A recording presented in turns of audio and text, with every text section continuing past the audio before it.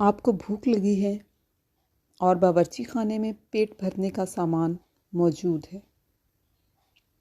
कहीं जाना चाहते हैं और अलमारी में साफ सुथरे इस्त्रीशुदा कपड़े रखे हैं।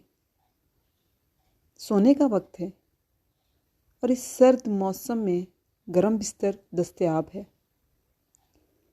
बाहर बारिश, तूफान और बिजली चमक रही है, लेकिन आप अपने घर की छत तले पुरसुकून हैं।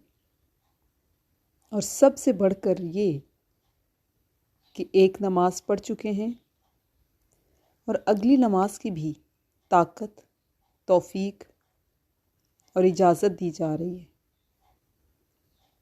तो शुक्र कीजिए कि आप दुनिया के खुशकिस्मत अफराद में शामिल हैं।